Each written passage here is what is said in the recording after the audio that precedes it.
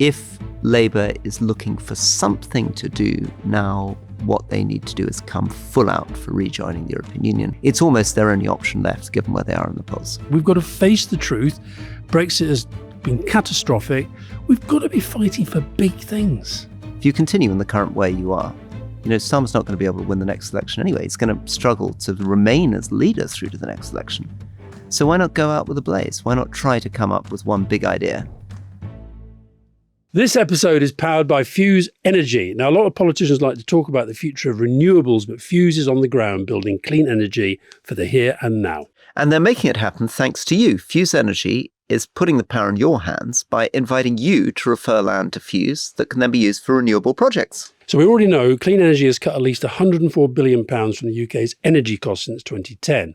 But Fuse wants you to benefit directly from the green revolution. That's why you can win £2,000 for a successful land referral, be it your land or somebody else's. Land that is 20 acres or over could be transformed into the renewable backbone of this nation, benefiting all of us for generations to come. I'd love to know how many of our listeners have 20 acres of land. We should maybe find out.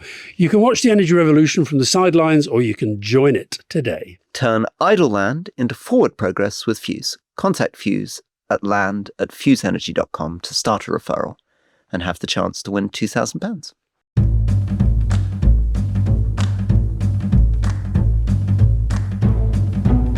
Welcome to the Restless Politics Question Time with me, Rory Stewart. And me, Alistair Campbell. So, Rory, we're going to talk about your AI series, which I'm thoroughly enjoying. We're going to talk about Keir Starmer and the Customs Union and the single market and a few interesting things he said about that. We're going to talk about the Bondi Beach terrorist assault and the continuing political fallout. We're going to talk about Roman Abramovich and his lawyer, Tory Shadow Attorney General. And we're going to talk about the curious world of the release of National Archives. First question. We had a very foreign policy-based main episode. Let's start with a more, well, it's a bit foreign, but quite domestic. Finlay Morris, who is from Devon, is a Trip Plus member. Is there anything in Keir Starmer's comments about the single market worth getting hopeful about? Or is this yet another lukewarm statement which doesn't excite anyone? This is a comment on an interview that Keir Starmer did with Laura Kuenssberg on the BBC. It follows some interventions from Wes Streeting, David Lammy and others suggesting we should get closer and closer and closer to the European Union, particularly the single market. Sum it up, I would say Keir Starmer was basically saying we've got to protect these trade deals that we've done with the US, India and the European Union, not going the whole way, but we've made lots of different progress on food, agriculture, Erasmus, other areas, and we're going to keep going in that direction. Cue headlines the next morning of the right-wing papers, Starmer prepares for full Brexit betrayal. I wish. Right. Yes, you wish. So, yes, the story that I got at least was that David Lammy, Minouche Shafik, who's the economic advisor, Wes Streeting, were pushing more for a customs union. And just to remind, again, listeners, customs union is basically not free movement of people. It's instead a big trade deal from the point of view of the farmers in Cumbria, who I care a lot about. Definitely much more beneficial. Don't have the customs problems, and you also don't have the problems of cheap meat coming in from Australia and New Zealand. Single market is essentially the situation that Norway finds itself in, which is it's not in the customs union, it's in the single market, but it has free movement of people, etc. I would have thought of the two, the single market is probably tougher for Keir Starmer to sell because the free movement of people bit is the bit that... And he was clearly wasn't going that far. So I then want to come back to you because, again, you were saying in the car that if Labour is looking for something to do now, what they need to do is come full out for rejoining the European Union, hold a referendum on it, and actually it's almost their only option left, given where they are in the polls. I wasn't quite saying that. What I was doing is I read a very interesting piece by Peter Kellner, pollster, strategic thinker, and he was saying that even accepting that these are really volatile times and that it's very hard to find popular leaders anywhere in the world right now in democracies, that Keir Starmer and Labour's ratings under Keir Starmer, although he said actually historically they've not fallen as fast as, for example, in Thatcher's second term. First time, I think, just for the Falklands. Before the Falklands War, that's what it was. Yeah. And then the second one was it Sunak or Truss? I can't remember. But anyway, there was another example where there was an even more cataclysmic fall. However, we're talking about sort of 18, 20% satisfaction ratings. That is not good. And Peter was making the point that Labour really needs something. He calls it a kind of wow moment or a wow thing. And I don't necessarily agree with that. But it needs something that breaks open this current sort of very negative, very gloomy, very downbeat, negative assessment of the government. And I think it could be that we just, come right out and say, this is the speech I made when we did our Rest is Politics tour. We come right and say, look, we've got to face the truth. Brexit has been catastrophic, economically, strategically, politically, and actually over time, my big legacy is I'm going to take us back in. I'm simply saying that is what I would recommend as a possible. Now, there will be people in Downing Street listening to this thinking the guy's completely nuts. But I just think we need, we talked about the stakes in Moldova, right? We've got to be fighting for big things. Big things. Well, I'm trying to sort of understand what the downside is. What I'd say to the people in Downing Street is you're doomed anyway. If you continue in the current way you are, Starmer's not going to be able to win the next election anyway. He's going to struggle to remain as leader through to the next election. So why not go out with a blaze? Why not try to come up with one big idea? Now, you'd presumably have to reorient your electoral coalition because you'd worry that there would be people up in red wall seats who remain pretty firm on Brexit who will feel alienated and betrayed. So you'd be hoping to pick up what Lib Dem Green voters, centrist Tories. Yeah. But you'd certainly win back, I think, Remain Tories like me might look more kindly at a Labour government because instead of what we currently do, which is look at it and say, this is a bunch of slightly odd socialists who don't really like rich people and are going after wealth and shutting down private schools and putting up taxes and don't feel right. Suddenly there's a big thing where we can be like, oh, all right, actually Starmer's not too bad and he's doing something big and exciting in geopolitics. Yeah, and which would lead to a better, stronger economy, would allow us to build on, because I think one of the successes of Keir's leadership has been this E3 thing. And Merz and Macron really do appear to have taken to him to rely on him. The E3 thing is meaning something. And so I just think that you're right. I think they're going to need something pretty big. And you do it through geopolitics. In a way, the argument that didn't work during the Brexit campaign, but should have been pushed much more powerfully, which was the European Union actually had been the key to peace in Europe for 70 years. Suddenly now, with Trump in place, with Putin in place, you can put a very, very different argument. It feels statesmanlike. You can start invoking Winston Churchill.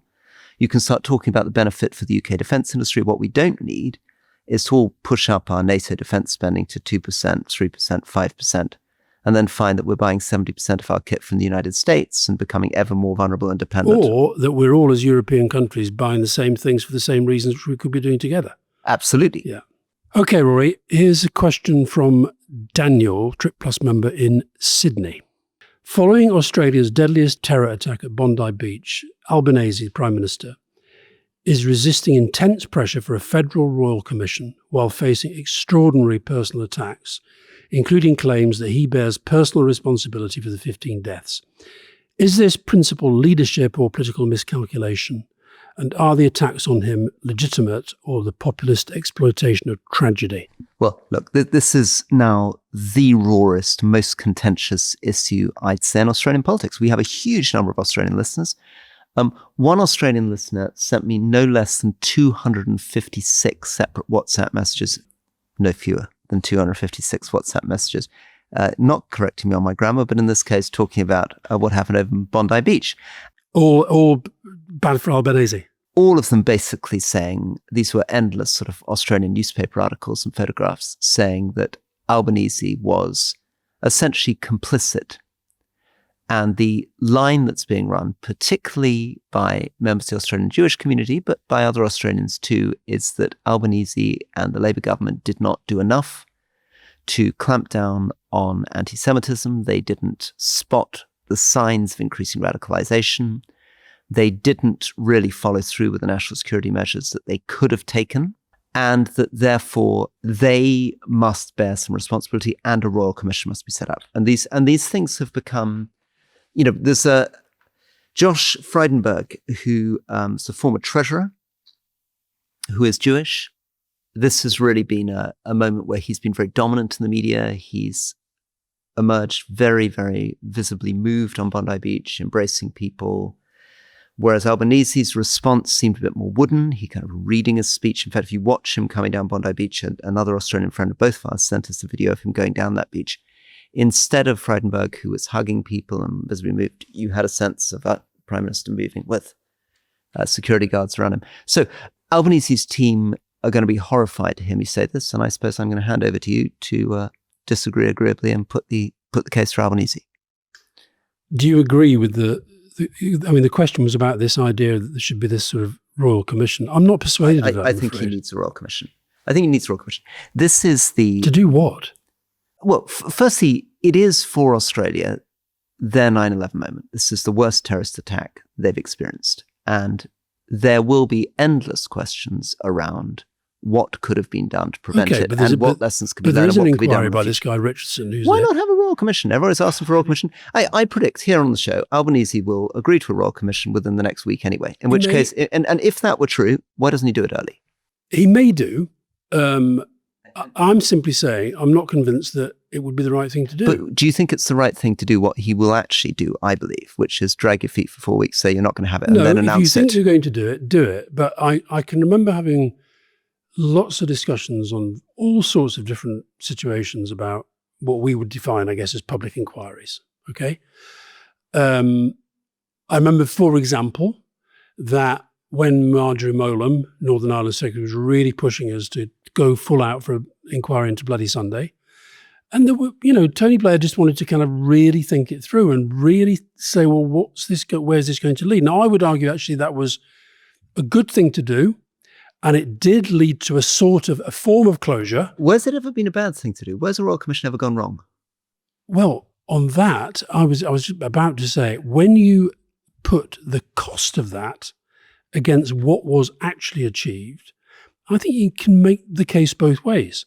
Whereas what Albanese has done has basically said he's got this former head of the Australian intelligence services who's doing a review and with access to everything that he needs, and to try to answer that question that you just put, what could have been done differently? I think when politicians come out and say explicitly to the Prime Minister of their country where something terrible has happened, this is on you, the blood is on your hands, I just think that's completely unreasonable. I think that's totally unreasonable. I agree with you.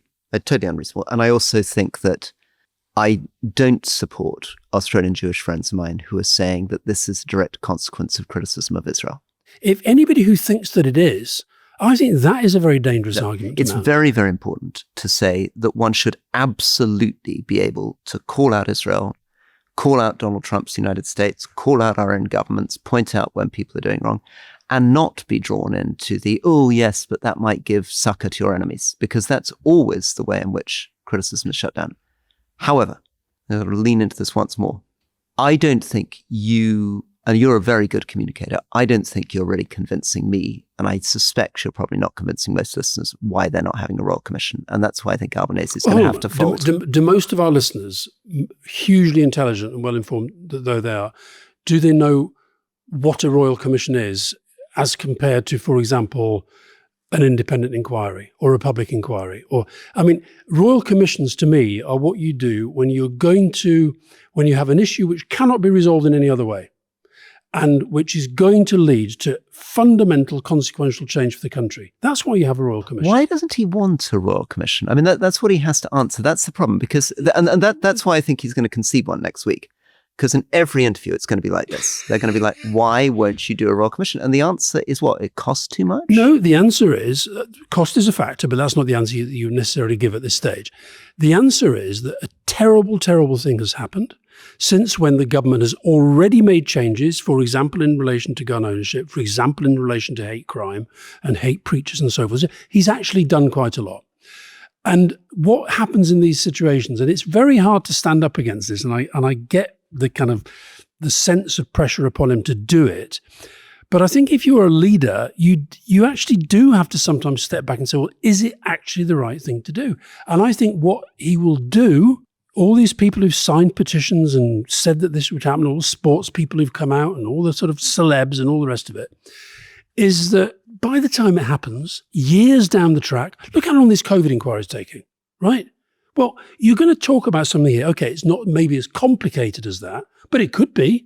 And I've yet to see a Royal Commission or a public inquiry at the end of which all of the people who asked for it then say, oh yeah, that's answered all the questions. No, I think that's right. But again, you're much savvier on politics than me, but I think the line you're taking might have worked if he'd been better in the immediate aftermath of the event. If he'd communicated more powerfully, if he'd been more emotionally literate, if he'd seized the public mood more, then the credibility and legitimacy he would have to resist the Royal Commission more. Given where he is, which is basically everybody thinks he's defensive, he hasn't got it, and he's trying to cover up, he's go with the Royal Commission. What's he got to lose? Okay. Nothing really. We shall see. I mean, the other thing I would, whether you make this part of the argument or not, I don't know, but there have been other, nothing quite as horrific as this, but there have been previous disasters that have not had Royal Commissions. I just think sometimes we want to blame. We want to say that there's some sort of easy solution that could put this right, and there isn't. And I think the blame game is just, I think that plays into the... But some of these commissions came on, I mean, I'm not, I don't have a dog in this fight, but I was just rereading the 9/11 Commission report. It is fantastic. Yeah. I mean, the world should be hugely grateful for that. That was an unbelievable bit of work. And we learned so much about failure in US intelligence services, coordination, everything. But is there not a case with this that, how one of the guys is dead, the other one, I presume, is going to spend an awful lot of time in prison. Are we really, through two people, and we have a Royal Commission looking at all aspects of all gun laws and all this and all that, are we really, really going to get to a place where you uncover the sort of scale of the thing that you had with the 9/11 report? I could be wrong, and I suspect there'll be quite a lot of Australians listening to this thinking, what the hell are you on about? And you deserve to get smashed in the ashes. But the other thing is I feel for Albanese on this because I think he's actually a decent guy. He's not the most natural, charismatic speaker. He probably did make a mistake in, reading from a script and not maybe going out. And Chris Mims, I mentioned the New South Wales Premier, Chris Mims, he just got the tone right. And it was a question of tone. But when you're dealing with something like that, I guess I come from the place of thinking we should be a little bit more sympathetic to politicians when they're dealing with stuff which is fundamentally, he didn't give the guy a gun.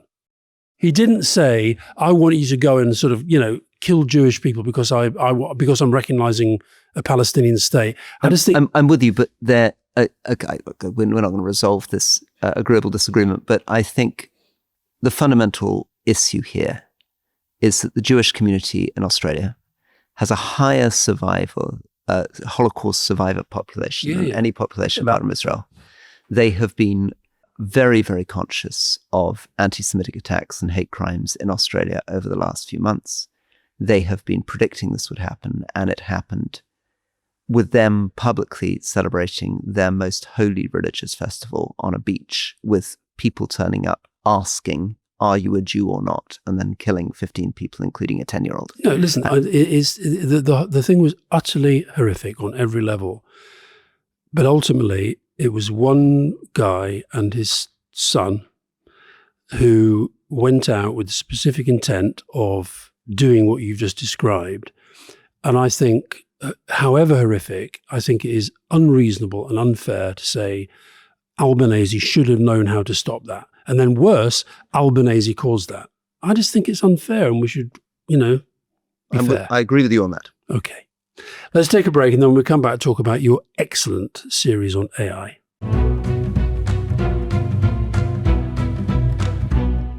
This episode is brought to you by the London Review of Books. Where else could you find a huge, fascinating read on the duality of Thomas More alongside a similarly fascinating read on the manosphere? The answer is the London Review of Books. It's a really amazing journal. And what it does is it goes from incredibly profound intellectual thought, but also stuff that's really relevant to contemporary news. So, for example, recently a brilliant article by Tony Wood, who writes about something Rory and I have talked about on the podcast, which is the rise of populism in Latin America. And he really delves into some of the characters historically, some of the current characters, the relations to Vox Party in Spain, and how this has all come together to impose a considerable change on the politics of that region. So classic example of the LRB, London Review, producing a brilliant article, and you can get a subscription for only £6. And along with that subscription, hey, guess what you get? A free tote bag. Get a 6-month free print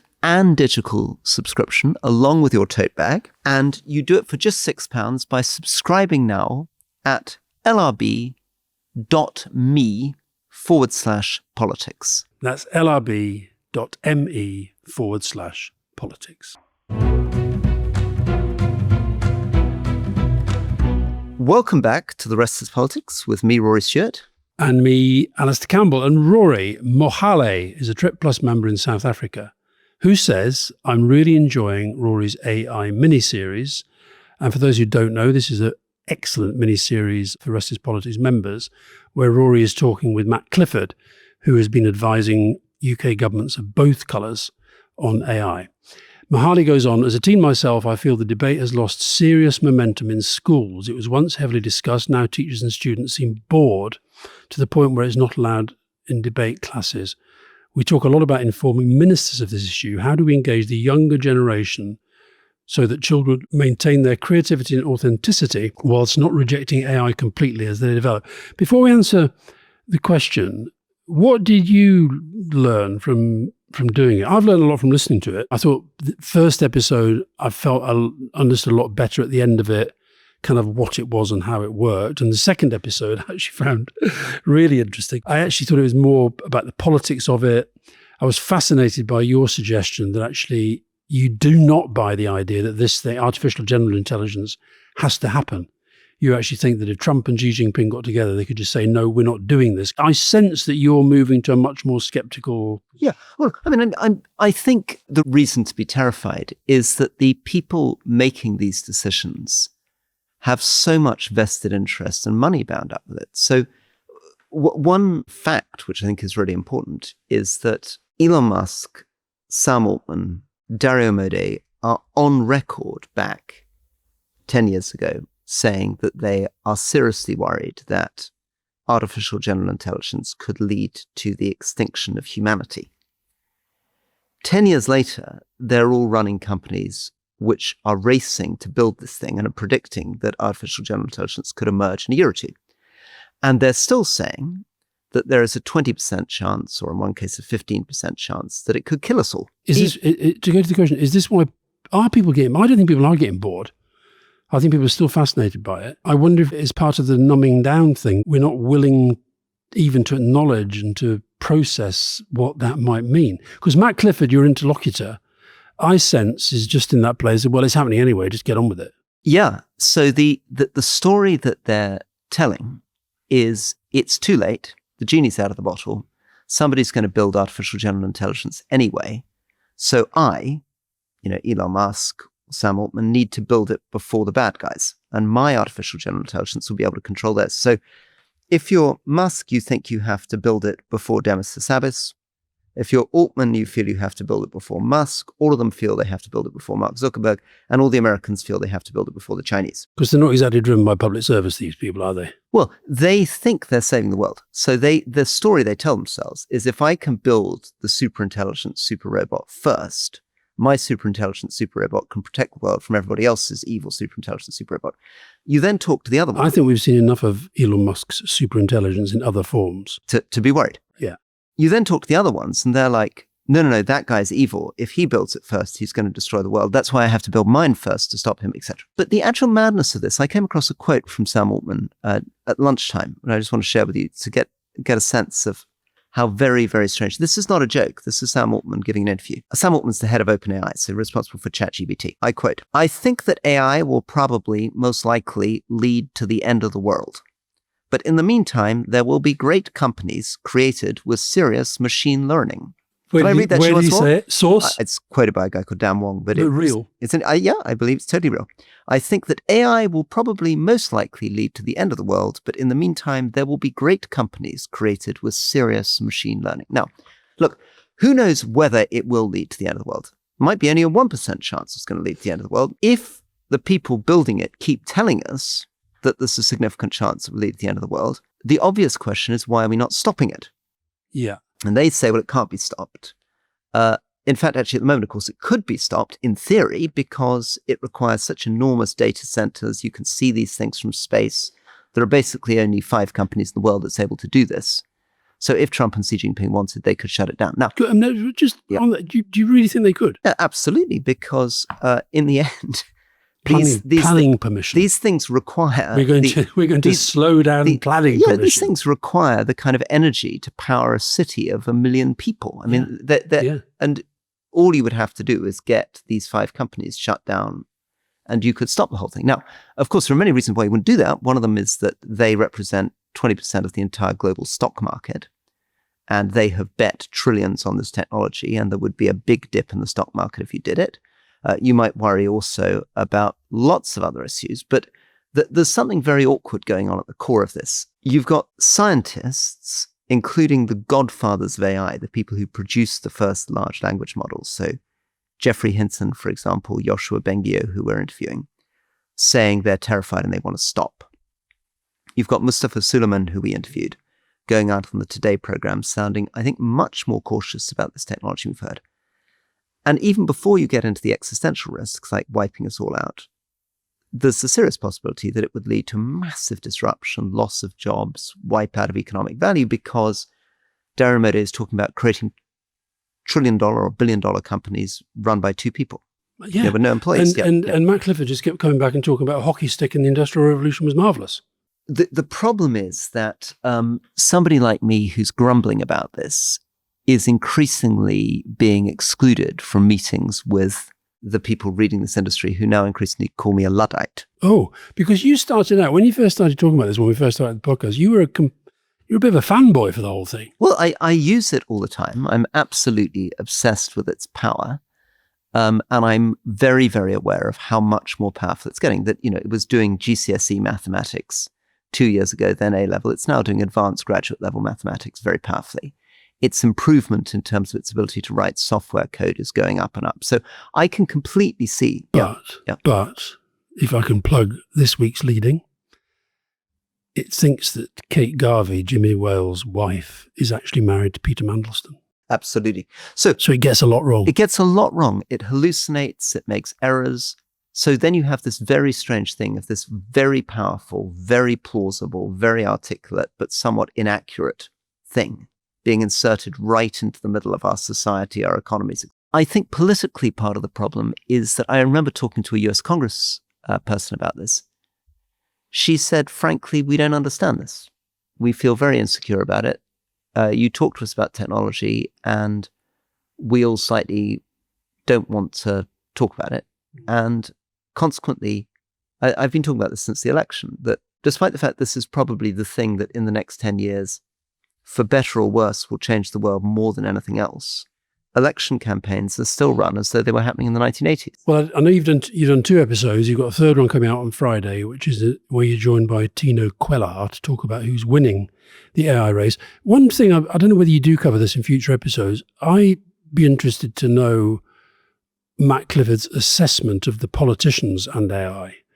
Does he talk about whether Rishi Sunak knew what he was on about, whether Keir Starmer knows what he's on about, whether they are actually asking the right questions? He's quite favourable towards them. I mean, Rishi is an uber geek. Yeah. And, I've seen him with these guys and he really does. But he's a techno-optimist. I mean, so I'm fond of Rishi Sunak, but he's well over on the techno-optimist side on this. Peter Callum, I think, really got into this, but then, of course, was reshuffled off. There's an amazing Labour junior minister now leading on AI who actually worked with me when he was in DEFRA, called Kanishka Narayan, who I worked with very closely because he was one of the key advisors at DEFRA when I was a junior minister at DEFRA. And he's taken over this. He's been listening to the mini-series, corresponding with me. He really gets this stuff. He's unbelievably smart and over the detail of this stuff. What's lacking is the bigger, broader political conversation, the engagement of ordinary MPs, of political messaging, of the public, because in the end, the public gets to have a say. Does the public want this developed? Do we want to be completely dependent on the US for this stuff? Or do we want to develop our own UK, European large language models? What kind of risk could we take? I mean, these are the biggest questions in politics today, and we haven't begun on them. Listen, if you're interested in this or any other issues around AI, because we don't just talk about threats, we also talk about the incredible opportunities that it can provide to transform our economy, transform productivity, please sign up, become a member of The Rest is Politics by going to therestispolitics.com. And you can listen not just to this miniseries on AI, but some of the other great miniseries that have been done, including some of our recent series on J.D. Vance and Rupert Murdoch. Question for you, coming from Thomas Matthew from Dorset.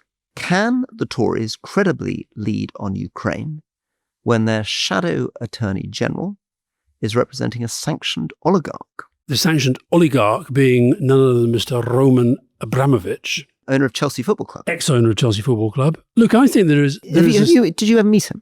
I met him once at a Chelsea game, not to talk to properly.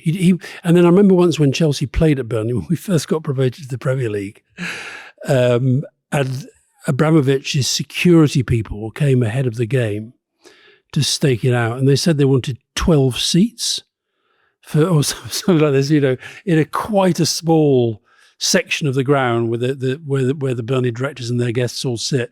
So in the end, he never came. But no, I met him once at Chelsea, and I've just read a book over Christmas actually, where he figures quite large. It's called "Where's the Money Gone?" and it's by a guy called Adrian Goldberg who works for Byline Times, and it's an assessment of modern football. And Abramovich and Putin actually figure quite large in this. And I actually do think that Abramovich. He quotes in the book. He quotes Tony Banks, our former sports minister, sadly no longer here. And Tony Banks, who's was a massive Chelsea supporter, and he was one of the rare voices that said, "I'm really, really worried about this guy coming in and buying a football club. We don't know where his money's coming from. We don't know anything about his character." We then discovered, didn't we? Because there was this amazing, very, very long moment where Russian oligarchs trusted the British courts to provide fair justice. So the reason, and for the question, is that David Wolfson, who is the shadow Attorney General, so that is Kemi Badenoch. The person Kemi Badenoch is appointed as the Conservatives' Attorney General, should there be a Conservative government. And to put it in context, a really big senior lawyer. Yeah. I mean, more so than Keir Starmer, like a really big leading lawyer.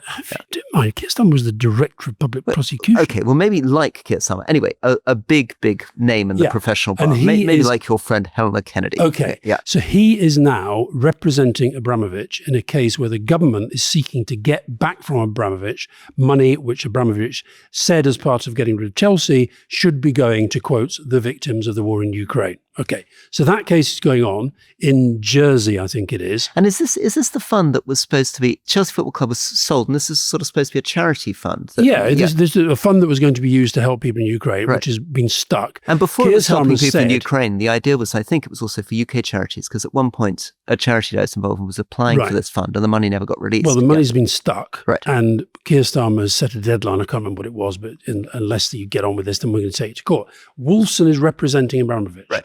So the question for you, Rory, as Kemi Badenoch spokesman, is that appropriate that Lord Wolfson, her shadow Attorney General, is representing Roman Abramovich in what is clearly a politically incredibly sensitive case? Well, I think it's probably unwise. I mean, it looks pretty peculiar. I guess presumably the defense that Wolfson would make is the old taxi rank thing. Yeah, is to say, look, he, to be fair to him, never criticised Keir Starmer for defending, whatever Keir Starmer's accused of defending, or indeed the current Attorney General and Labour government. Yeah, but that's when they were lawyers. He is now the shadow Attorney General. Right. So if there were an election tomorrow and Kemi Badenoch became Prime Minister, this guy is the Attorney General. Right. Is that remotely appropriate? I think it is very, very weird. Right. Well, I'd be interesting to talk to friends of yours. Have you talked to friends of yours who are lawyers? Is their view that it's a bit weird, or are they saying lawyers just get to defend whoever they want? Look, there's probably technically, I think if you went to the Law Commission with a complaint about this, they'd probably say, well, no case to answer, as far as I know. But I think the politics of this are really ugly, and they should have seen it coming.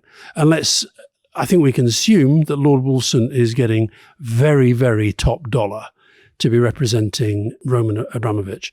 Anyway, I think it's a mistake. But in general, this case aside, we do agree that in general, it was not fair to attack lawyers for who they happen to be defending or representing. No. And in fact, one of the most unpleasant parts of my job when I worked for Tony Blair was that Cherie, his wife, was constantly being vilified for, frankly, whoever she sort of stood up and defended, they would find a reason to say, why on earth is she doing this, as though she was part of the government. But this guy would be part of a government. So I think this is, in many ways, a lot worse. We're agreeing agreeably, but we're uncomfortable about the facts of the case. Yeah, exactly. Right, last question. This is from Katie in Bath, or Bath, as you would call it. The National Archives released 600 Blair-era files this week. Different outlets led with entirely different stories from the same material. The Guardian on a speech to the Women's Institute, painful memories. The Times on Zimbabwe regime change. Al Jazeera on what it called Iraq war crimes. How do journalists decide which details become the story in releases like this, and who determines what is newsworthy from decades-old memos? Well, it's pretty amazing, isn't it? And so these are archives from the very beginning of your time in government. Well, the Women's Institute, which is one of the most and remind people, this is where he was slow clapped. I was actually quite pleased at the way this was reported, because I think we could put it into the Alistair was right all along category. I was very, very worried about this speech. About him going to talk to the Women's Institute at all? No, talking to the Women's Institute is fine. Yeah. But don't go along and talk to the Women's Institute and make a sort of big speech about the future of the country and the future of government and the big political message. Cherie had just given birth to Leo. Yeah. So maybe there was a bit of kind of, new Labour, new life, new hope around. He went and made this speech. And what was so funny about these memos, so there was me, Jonathan Powell, Angie Hunter, Peter Hyman. I think The Guardian that was the main coverage of this. And I was saying things like, I'm really, really worried about this speech. You're sounding like John Major. And this is not what they want. This is not what they expect. And it became one of these it went on for days, these arguments. Why did he think the Women's Institute was the appropriate audience for some grand speech? Middle England. In fact, on the day, we very rarely fell out. We didn't fall out over this, but I basically said, I thought this was a really bad idea. He should just go up and sort of, be nice and be Tony Blair and not worry too much about a big speech. It's a big audience, about 6,000 women. So there could be a speech where he'd just be like, the Women's Institute are wonderful. Aren't you wonderful? Let's celebrate Britain. And I'm here today. I'd love to talk to you about, the future of something or other. Yeah. But it was like a big, and we briefed it. He wanted us to brief it as this is like a big moment in the calendar, and this is the fight back starts here. So anyway, I decided I'm not going to go to Wembley. On your own head, beer, off you go. And Angie Hunter went with him in the car. Angie had been arguing very much for this speech. She saw herself as the Middle England voice, which she was in many respects. So I used the time while Tony went off to have this meeting in my office in Downing Street with John Prescott. And John and I were talking about whatever we were talking about. And I had the TV on in the background, and Tony's speech was live on the news because we'd billed it as a big deal. And at one point, John Prescott's just looking at Tony, he goes, "Oh, what's going on?" He says, "He's got his Bambi look on." And his Bambi look was where he just looked a little bit scared. And what happened was he started the speech, and then there was a few tuts. And then there was a little bit of sort of heckling. And then eventually there was this one person starts to slow clap. And before you know it, he's got thousands of women basically slow hand clapping the speech. So the headline in the Daily Mail the next morning was "Death. Middle England turns its back on Blair." It was heaven for them. So yeah, but anyway, so The Guardian, serious newspaper, and this is the answer to Katie's question. There are hundreds of these memos get released. Of which a more controversial one, certainly from the point of view of people in the Middle East, is the what Al Jazeera picked up on, which is that Blair seemed to be resisting, we seem to be coming back to royal commissions, a big investigation into allegations of British soldiers conducting atrocities in Iraq. So what happens with these is that the papers, the system's changed over time, but essentially some papers get released fairly early after the events have been covered. There's a whole kind of system So for example, I think was it a couple of years ago, loads of stuff came out about the Good Friday Agreement, and some of it was quite controversial, and some of it was quite difficult. Because what's happening is you've been there as a minister. You're in these meetings. There's somebody in there who's taking notes, who's writing it up, who's filing it away. Now, the truth is, most of the people who are involved in that and players in that, they're not reading the notes of the meetings because they're on to the next thing. These meetings get recorded, and then out they go, and then of course, big decisions, there's all the kind of internal correspondence. And of course, to Tony's regret, we'd brought in freedom of information anyway. So we always assumed this stuff's going to come out at some point anyway. So I just thought it was fascinating to see the different stories that people picked on. Katie's question about how the journalists decide, I think actually these days, because journalism isn't kind of what it was, and there are fewer of them doing more stories and covering more, I suspect most of them rely on the Press Association. The Press Association go in there, they sit down, they get quite a lot of time, they go through everything, they put out loads of stories, and then the papers kind of take their pick. Well, Alistair, thank you. That was a wonderful kind of insight into that weird and wonderful world. And you'll be coming up. How long ago were you a minister? I was there 2015, 2019. So you're 10 years from the start. So it won't be that long, Rory. Yeah. Before New Year's Eve will come along and you wake up and something really stupid that you suggest. Do you remember the one that came out a couple of years ago when I suggested that Rangers play Celtic, but they swap shirts before the games? Yep. Bad ideas. Okay. Well, Alistair, thank you. Lovely to see you in Moldova. Look forward to speaking again soon. See you soon. Bye-bye.